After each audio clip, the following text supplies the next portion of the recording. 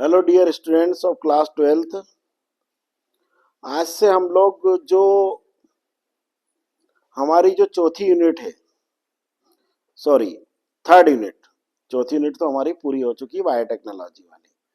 Third unit, उस third unit में total 2 chapter हैं। एक चैप्टर का पूरा स्टडी हम लोग कर चुके हैं। उस चैप्टर का नाम था मानव स्वास्थ्य तथा रोग, ह्यूमन हेल्थ एंड डिजीज। और इसी यूनिट का एक चैप्टर हमारा बच गया था। उस चैप्टर का नाम है जन कल्याण में सूक्ष्म जीव, role of microbes in human welfare. इन 2 चैप्टर से मिलकर हमारी थर्ड यूनिट है। इस थर्ड यूनिट में से टोटल आपको बोर्ड के एग्जामिनेशन के अंदर 14 नंबर के क्वेश्चन आएंगे। 14 नंबर की अलाटेड यूनिट है ये आपकी, और 2 चैप्टर है तो ऑब्वियसली दोनों चैप्टर में से 7-7 नंबर के क्वेश्चन आएंगे। एक चैप्टर हमारा हो चुका है, जैसा मैंने अभी उसका नाम बताया, ह्यूमन हेल्थ एंड डिजीज। आज से मैं आपको सेकंड चैप्टर स्टार्ट करवा रहा हूं, जन कल्याण में सूक्ष्म जीव, है ना, माइक्रोब्स इन ह्यूमन वेलफेयर। ये चैप्टर का पूरा पहले मैं आपको इंट्रोडक्शन समझा देता हूं आज, और इस चैप्टर में से क्या क्या क्वेश्चन आएंगे वो हम थॉरोली 1 वर्ड में, शॉर्ट आंसर में और लॉन्ग आंसर में, वो हम सब पूरे इस जितने भी वीडियो बनेंगे उसमें मैं आपको एक एक करके समझाऊंगा। तो सबसे पहले मैं आपको बता देता हूं कि ये जो चैप्टर है, ये चैप्टर है आपका माइक्रोबायोलॉजी का। माइक्रोबायोलॉजी, जैसे अभी हमने यूनिट कंप्लीट करी बायोटेक्नोलॉजी। बायोलॉजी की क्या है, अलग अलग शाखाएं होती है, अलग अलग ब्रांचेस होती है। उन्हीं में से सेकंड इंपॉर्टेंट ब्रांच है ये, फिलहाल में वर्तमान में जो ट्रेंडिंग में है, जिसमें आफ्टर माइक्रो बायोटेक्नोलॉजी सबसे ज्यादा वर्क किया जा रहा है, सबसे ज्यादा काम किया जा रहा है, और ह्यूमन बीइंग के लिए बहुत ही इजेंशियल है ये। इस बायोलॉजी की ब्रांच का नाम होता माइक्रोबायोलॉजी, हिंदी में होता सूक्ष्म जैविकी। तो माइक्रोबायोलॉजी की मैं आपको सबसे पहले डेफिनेशन बता देता हूं। सूक्ष्म जैविकी की, जीव विज्ञान की वह शाखा जिसमें सूक्ष्म जीवों का अध्ययन किया जाता है, सूक्ष्म जैविकी या माइक्रोबायोलॉजी कहलाती है।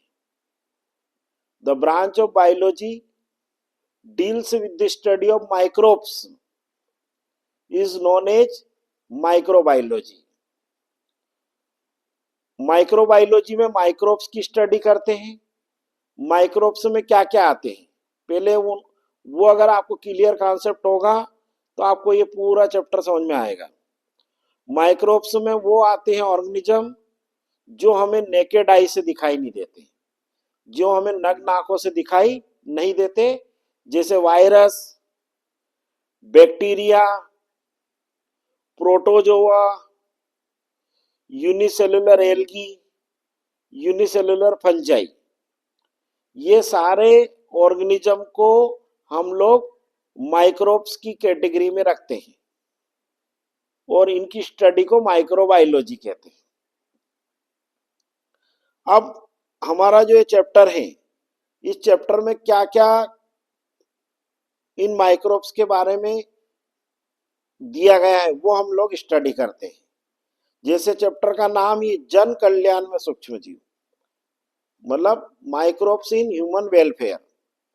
मतलब हमें ये स्टडी करना है इस चैप्टर में कि कौन कौन से ऐसे माइक्रोब्स होते हैं, कौन कौन से ऐसे सूक्ष्म जीव हैं जो हमारे लिए यूजफुल हैं।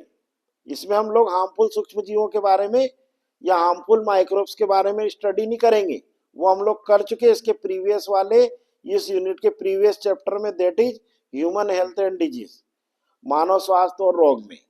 उसमें आप लोगों को मैंने वायरस, बैक्टीरिया, प्रोटोजोआ, फंजाई के द्वारा जितनी भी बीमारियां होती है उन बीमारियों के बारे में डिटेल से स्टडी करवा चुका हूं। इस चैप्टर में हमारा ये चैप्टर है कि माइक्रोब्स का हमारे लाइफ में क्या इनका रोल है, तो इसको इनकी जो यूजफुल एक्टिविटीज को इस चैप्टर के 6 पॉइंट में उन्होंने हाईलाइट किया है। मतलब छह ऐसे कॉन्सेप्ट निकाले हैं उन्होंने जहां पर ये माइक्रोब्स हमारे लिए काफी यूजफुल साबित होते हैं। उन 6 को ही मैं आपको सबसे पहले हाईलाइटेड करवा देता हूं, फिर हम एक एक को डिटेल से स्टडी करेंगे। पहला है घरेलू उत्पाद में सूक्ष्म जीवों की भूमिका, मतलब role of microbes in household activities. मतलब जो हमारे घर में या हमारे घर के आसपास जो परिवेश होता है उसमें कौन कौन से हमारे ऐसे सूक्ष्म जीव है जो हमारे लिए उपयोगी है। सेकंड है औद्योगिक प्रक्रियाओं में सूक्ष्म जीव की भूमिका, role of microbes in industrial processes. मतलब जो उद्योगों में जो प्रक्रियाएं होती है जहां पर इन माइक्रोब्स की मदद से अलग अलग टाइप के प्रोडक्ट, अलग टाइप के उत्पाद बनाए जाते हैं, उसमें इनकी क्या भूमिका है। थर्ड है आपका role of microbes in sewage treatment, वाहित मल उपचार में सूक्ष्म जीवों की भूमिका। सीवेज या वाहित मल हमारी एक बहुत बड़ी समस्या के रूप में उत्पन्न हुआ है और जिसके कारण से सभी टाइप के पोल्यूशन होते हैं, तो उसको ट्रीट करने में, उसको उपचारित करने में सूक्ष्म जीवों की क्या भूमिका है उसके बारे में हम इस कॉन्सेप्ट में पढ़ेंगे। चौथा है बायोगैस एजेंट के रूप में सूक्ष्म जीव की भूमिका, मतलब role of microbes as a biogas agent, मतलब जैव गैस या बायोगैस उत्पन्न करने में सूक्ष्म जीवों की क्या भूमिका है। उसके बाद है role of microbes as a biopesticide, मतलब जैव पीड़कनाशियों के रूप में सूक्ष्म जीवों की क्या भूमिका है।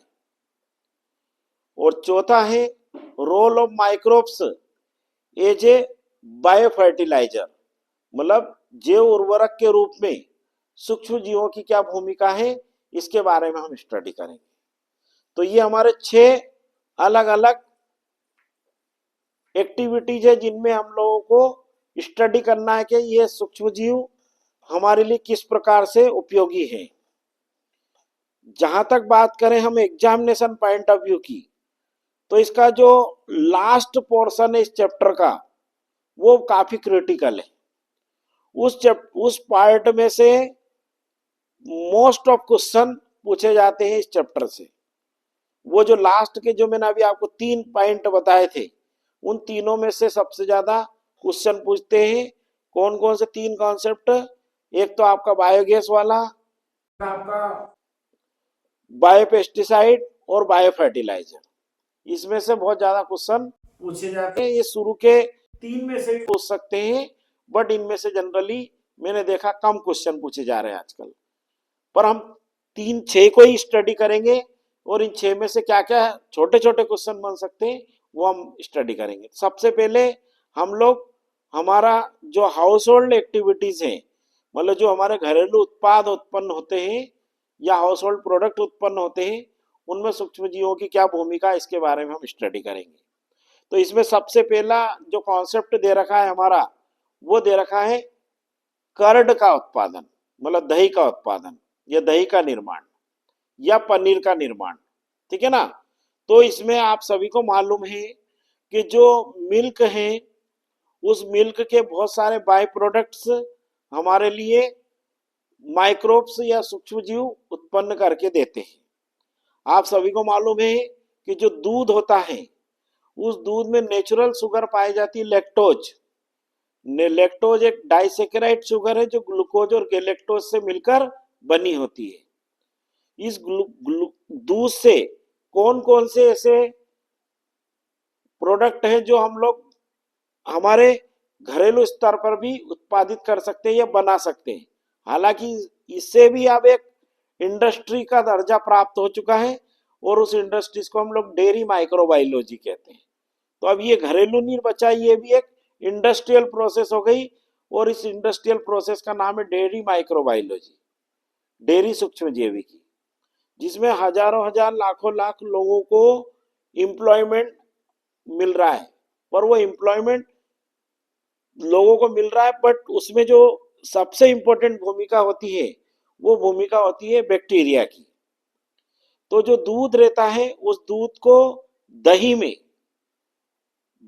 बैक्टीरिया कन्वर्ट करता है, उस बैक्टीरिया का नाम होता है लैक्टोबैसिलस लैक्टी। ठीक है ना। ये जो बैक्टीरिया रहता है ये बैक्टीरिया मिल्क को कर्ड में चेंज करता है। फिर इस मिल्क को जो कर्ड में हम चेंज करते हैं, तो ये जो कर्ड है जिसको हम लोग दही कहते हैं, ये दही जो है ये आपका अनराइपन्ड चीज होता है, मतलब अपरिष्कृत पनीर होता है। फिर इस अनराइपन्ड चीज से और दो यूजफुल माइक्रोब्स की मदद से, उनमें एक बैक्टीरिया होता है और एक फंजाई होती है। उस दोनों, जो एक बैक्टीरिया जो है उस बैक्टीरिया का नाम होता है प्रोपिनियोबैक्टीरियम सार्मेनाई, और जो फंजाई होती है उस फंजाई का नाम होता है पेनिसिलियम राकीफोर्टाई। तो तीन माइक्रोब्स की बहुत इंपॉर्टेंट भूमिका होती है जो दूध से दही और दही से पनीर के निर्माण में क्रिटिकल रोल प्ले करते हैं। तो ये क्वेश्चन हर साल लगभग बोर्ड के एग्जाम के अंदर पूछते हैं, दूध को दही में कौन सा बैक्टीरिया कन्वर्ट करता है, which bacteria convert milk into curd. तो उसमें आपको बैक्टीरिया का नाम लिखना रहता है और उस बैक्टीरिया का नाम होता है लैक्टोबैसिलस लेसिटी या लैक्टोबैसिलस लैक्टी। ये जो बैक्टीरिया होता है ये मिल्क को कर्ड में चेंज कर देता है, जो कि एक सामान्य एक्टिविटी है। हमारे वर्षों से हमारे घरों में ये एक्टिविटी करते हुए हम आ रहे हैं। ठीक है। जब ये अब इसी को एक इंडस्ट्रीज का दर्जा मिल गया, आजकल आप लोग देखते हैं पनीर का या चीज का व्यावसायिक स्तर पर उत्पादन किया जा रहा है।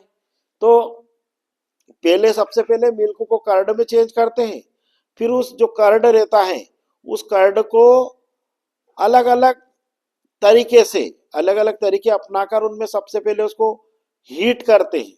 हीट करते तो उसके अंदर का जो वाटर होता है वो वाटर इवापोरेट हो जाता है।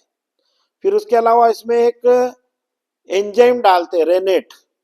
वो रेनेट एंजाइम क्या काम करता है, मिल्क के अंदर जो कर्ड, मतलब जो कर्ड रहता है उसमें जो एक प्रोटीन होता है, उस प्रोटीन का नाम होता है, मिल्क में जो प्रोटीन होता है उस प्रोटीन का नाम होता है केसिन प्रोटीन।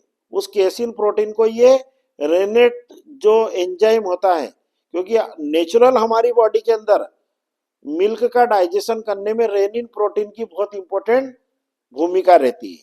ठीक है ना।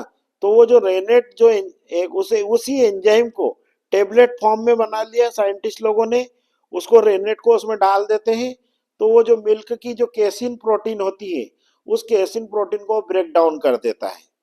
इसके अलावा जो लैक्टोबैसिलस बैक्टीरिया होता है, वो जो लैक्टोबैसिलस लैक्टी बैक्टीरिया जो रहता है वो मिल्क की जो लैक्टोज शुगर है उस लैक्टोज शुगर को लैक्टिक एसिड में चेंज कर देता है। तो मिल्क का जो टेस्ट होता है वो स्वीट होता है और जो कर्ड होता है उसका टेस्ट होता है वो आपका खट्टा होता है। ठीक है ना। उसका कारण क्या होता है कि जो मिल्क का जो लैक्टोज शुगर है वो अब एसिड में चेंज हो गया लैक्टिक एसिड में। ठीक है। तो ये मतलब लैक्टोज को लैक्टिक एसिड में ये बैक्टीरिया कन्वर्ट करता है। इस बैक्टीरिया का नाम होता है लैक्टोबैसिलस। इतना आपको याद रखना पड़ेगा।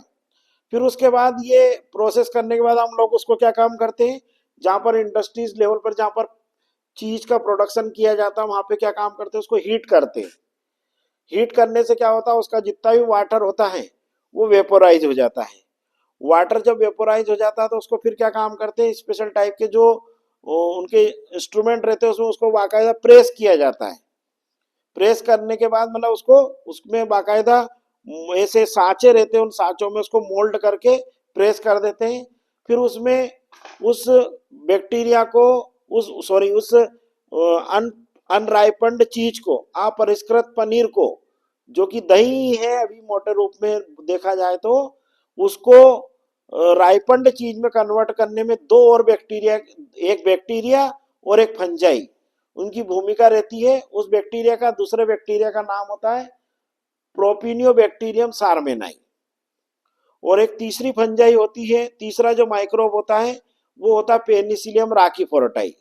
ये क्या काम करते हैं, उसमें पनीर के अंदर, आप कभी भी आप लोग देखना पनीर को, आपने पनीर को फिजिकली देखना आप लोग, उसमें बारीक बारीक होल्स होते हैं, बारीक बारीक छिद्र होते हैं।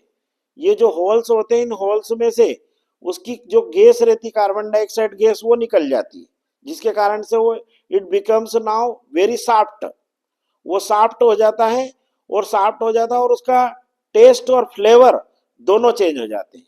तो उसको सॉफ्टन करने के लिए और उसके टेस्ट और फ्लेवर को चेंज करने के लिए ये दोनों बैक्टीरिया, एक बैक्टीरिया प्रोपिनोबैक्टीरियम सार्मेनाई और पेनिसिलियम राखीफोर्टाई, ठीक है ना, ये जो दोनों बहुत इंपॉर्टेंट रोल प्ले करते हैं। ये जो हमारा इन इन तीनों माइक्रोब्स की एक्टिविटी से जो बनता है वो बनता है आपका चीज, है जिसको हम लोग बोलते हैं पनीर, ठीक है। तो ये पनीर के निर्माण में इन तीन माइक्रोब्स की बहुत इंपॉर्टेंट भूमिका रहती है, जिनमें से दो बैक्टीरिया होते हैं और एक आपका फंजाई होता है, ठीक है ना। इन तीनों के आप लोगों को नाम आप लोग इनलिस्टेड कर लेना, लैक्टोबैसिलस लैक्टी, प्रोपिनियोबैक्टीरियम सार्मेनाई और पेनिसिलियम राखीफोर्टाई, ठीक है ना। इनमें से ये लास्ट वाली फंजाई है और बाकी दो बैक्टीरिया है। ये हमारा चीज का प्रोडक्शन हो गया, ठीक है ना। उसके अलावा जो हम लोग वर्षों से घर में छाछ बनाते हैं, जिसको हम लोग मट्ठा कहते हैं, इसके अलावा घरों में हम लोग और भी जो फर्मेंटेड फूड आइटम में, जैसे इसमें इडली बनाते हैं, ठीक है ना। इसके अलावा हम लोग जलेबी बनाते हैं, है ना। इसके अलावा हम लोग इमरती बनाते हैं, ठीक है ना। ये सारे फूड आइटम भी फर्मेंटेशन से बनते हैं। फर्मेंटेशन मतलब किण्वन, मतलब एक्चुअल में क्या करते हैं ये microbes, these microbes brings about the fermentation process, ये किण्वन प्रक्रिया को मोटिवेट करते हैं या प्रोमोट करते हैं। लुईस पास्चर को फादर ऑफ माइक्रोबायोलॉजी कहते हैं, लुईस पास्चर बहुत बड़े साइंटिस्ट हैं ये। और ये जो लुईस पास्चर थे, इन लुईस पास्चर ने ही फर्मेंटेशन की भी खोज की थी, मतलब इन्होंने ही किण्वन को खोजा था। और फर्मेंटेशन एक सूक्ष्म जीवों के द्वारा होने वाली अवायवीय प्रक्रिया है, मतलब it is an anaerobic process performed by the activity of micro organisms. तो फर्मेंटेशन से सबसे पहले मिल्क का फर्मेंटेशन होता है, मिल्क का किण्वन होता है जिससे कर्ड बनती है, और फिर उसका और फर्दर फर्मेंटेशन और फर्दर उसका जो मान के चलना प्रोसेसिंग होती है, और उससे हमारा चीज या हमारा पनीर बनता है। और पनीर आप लोग सभी जानते हो एक बहुत ही यूजफुल फूड आइटम है, हमारे लिए, हमारी हेल्थ के पॉइंट ऑफ व्यू से बहुत यूजफुल है ये। इससे हमें प्रोटीन्स, फैट्स, विटामिन्स, मिनरल्स, ये सारे फूड आइटम, सारे न्यूट्रिएंट्स हमें चीज से प्राप्त होते हैं। जो प्रेग्नेंट वुमेन्स होती है, प्रेग्नेंट वुमेन्स का जो यूट्रस होता है, उस यूट्रस में जब वो चाइल्ड का डेवलपमेंट होता रहता है, तो उस चाइल्ड की प्रॉपर ग्रोथ हो, इसके लिए डॉक्टर्स जो रहते हैं, they suggest pregnant women to take the paneer every day, so that their child, developing child in within her uterus gain proper nutrition and attain proper growth।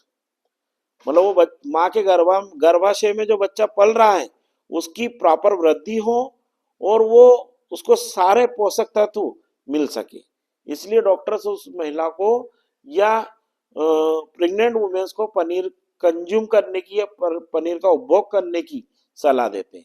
इसके अलावा जो पनीर होता है, वो जो स्मॉल किड्स होते हैं, जो छोटे बच्चे होते हैं, विच आर फास्ट ग्रोइंग, ठीक है ना, उनके लिए भी काफी यूजफुल साबित होता है। इसके अलावा जो हृदय रोग से ग्रसित होते, जैसे किसी के दिल में छेद है, मतलब दिल में छेद से मतलब जो वाल्व रहते हैं वाल्व प्रॉपर नहीं भरे होते हैं, ठीक है ना, वाल्व में अगर मान के लो कोई गैप रह गया जन्म से, तो उस गैप की हीलिंग करने में भी चीज का या पनीर का बहुत इंपॉर्टेंट रोल होता है। तो ये हमारे डेली हाउस होल्ड प्रोडक्ट थे। इन डेली हाउस होल्ड प्रोडक्ट के फॉर्मेशन में माइक्रोब्स की बहुत इंपॉर्टेंट भूमिका रहती है। तो ये आपको याद होना चाहिए, जिसमें से ये वाला जो पोर्शन है इसमें से कर्ड वाला, इसमें से क्वेश्चन परीक्षा के अंदर लगभग हर साल आता है, ठीक है ना। ये सीधा सीधा फिल इन द ब्लैंक पूछते, आपको मैं बता देता हूँ कि दूध को दही में कौन सा जीवाणु परिवर्तित करता है, which bacteria convert milk into curd, तो उसमें आपको लैक्टोबैसिलस लिख दोगे तो आपको फुल मार्क्स मिल जाएंगे। अब हमारा जो सेकंड कॉन्सेप्ट है, सेकंड जो मैंने अभी बताया था 6 है, 6 में से पहला हमारा अभी कंप्लीट हुआ है। सेकंड वाला जो है वो industrial process, that is very describing one, काफी बड़ा है, और इसमें अलग अलग इंडस्ट्रियल लेवल पे जो जो प्रोडक्ट माइक्रोब्स की मदद से प्रोड्यूस किए जाते हैं उनके बारे में पढ़ेंगे। तो इसमें लीकर है, शराब का उत्पादन है, एंटीबायोटिक्स है, प्रतिजैविक है ना, और भी बहुत सारे जो प्रोडक्ट्स होते हैं, एंजाइम से है ना, ये सारे जो प्रोडक्ट्स होते हैं जो माइक्रोब्स की मदद से या सूक्ष्म जीवों की मदद से इंडस्ट्रियल लेवल पे प्रोड्यूस किए जाते हैं, उनके बारे में इसमें हम स्टडी करेंगे, ठीक है ना। तो सबसे पहले जैसे हम लोग बात करते हैं इसमें, आपको मैंने बताया कि जो माइक्रोब्स होते हैं उन माइक्रोब्स की एंटीबायोटिक्स के प्रोडक्शन में, है ना, और एंजाइम के प्रोडक्शन में भी बहुत इंपॉर्टेंट भूमिका रहती है। तो इसमें से वो कभी कभी डायरेक्ट 4 प्रतिजैविकों के 4 एंटीबायोटिक्स के नाम भी पूछ लेते हैं, है ना।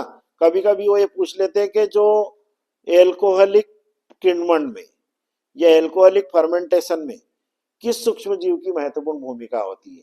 तो alcoholic fermentation is bring about by the unicellular fungi, ठीक है ना, that is called yeast, Saccharomyces सिरेविसी।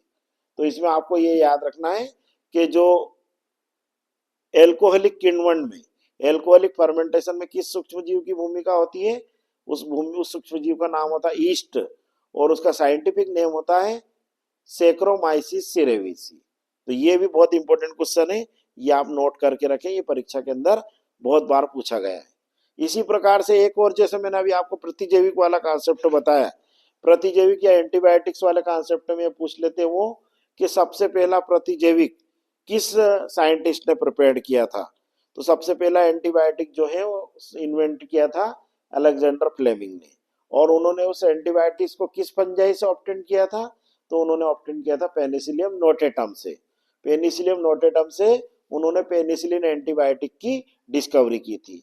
आज की कंडीशन में हम लोग हजारों टाइप के antibiotic scientist have been discovered, बहुत सारे एंटीबायोटिक्स खोजे जा चुके हैं, पर उनमें से कुछ एंटीबायोटिक्स ऐसे होते हैं जो एंटीबायोटिक्स हमारे लिए काफी यूजफुल होते हैं, और which are very useful in treatment of the virus and bacterial diseases, ठीक है ना। और इन एंटीबायोटिक्स को जिनके द्वारा हम लोग एक से अधिक बीमारियों का उपचार कर सकते हैं, उन एंटीबायोटिक्स को हम लोग ब्रॉड स्पेक्ट्रम एंटीबायोटिक्स के भी कहते हैं, है ना। तो ये भी क्वेश्चन आता है कि ब्रॉड स्पेक्ट्रम एंटीबायोटिक्स क्या है, ठीक है। इसके अलावा ये एंटीबायोटिक्स और ये एल्कोहलिक फर्मेंटेशन में से ही क्वेश्चन आता है। तो आप सभी को मालूम है एल्कोहलिक जो बीवरेज होते हैं, एल्कोहलिक बीवरेज में कुछ तो सॉफ्ट एल्कोहलिक बीवरेज रहते हैं जिसमें हम लोग विच इंक्लूड बियर, और हार्ड जो एल्कोहलिक बीवरेज रहते हैं, हार्ड जो मतलब जो कठोर एल्कोहलिक पेय पदार्थ होते हैं, उनमें आपका विस्की होता है, वाइन होता है, रम होता है, ठीक है ना। इनका प्रोडक्शन कैसे किया जाता है, ठीक है ना।